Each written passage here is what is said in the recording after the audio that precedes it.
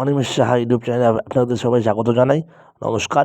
একটা নতুন train journey Amghata to Krishnanagar, সেই ভিডিও আপনার সঙ্গে তুলে ধরেছি। ওটা আপনার সঙ্গে শেয়ার করবো বলে ভিডিও করেছি। আজকে দেখতে পাচ্ছেন আমঘাটা স্টেশনে ঢুকছে গাড়ি। কৃষ্ণনগর থেকে উঠে পড়েছিলাম, দুপুরবেলাকার ট্রেন এটা। কদিন আগেই আমি যেতে চেয়েছিলাম বা গেছিলাম, যার জন্য দেখতে পাচ্ছেন এটা জীবনের প্রথম একটা অভিজ্ঞতা। কৃষ্ণনগর স্টেশন থেকে ট্রেনে করে আমঘাটা গিয়েছিলাম।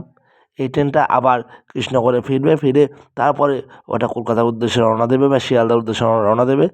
আপনাদের সঙ্গে শেয়ার করার জন্য ভিডিওটা করেছি। আর এটা সারাদিনে আপনার টাইম টেবিলটা বলে দিচ্ছি।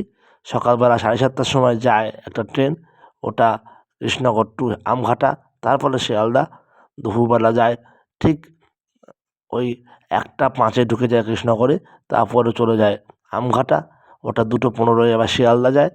আবার রাত্রেবেলা ওই মোটামুটি 9টা 45-এ ঢুকে যায় কৃষ্ণনগর শিয়ালদা লোকালটা, ওটা আমঘাটা গিয়ে 10টা 15-এ আবার কৃষ্ণনগর থেকে শিয়ালদা যায়।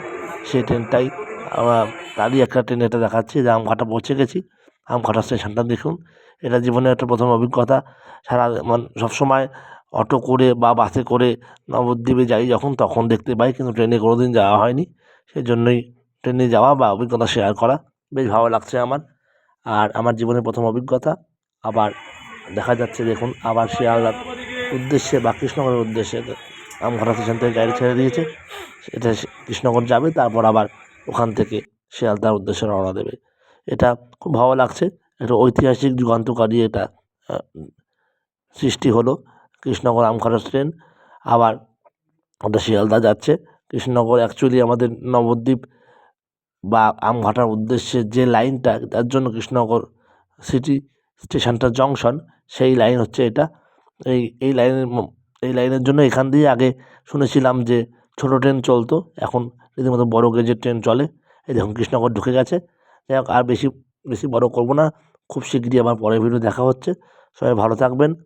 এই চ্যানেলটা শেয়ার, সাবস্ক্রাইব, লাইক করবেন, কমেন্ট করবেন। আপনারা কে কে গেছেন জানাবেন। ভালো থাকবেন, ধন্যবাদ।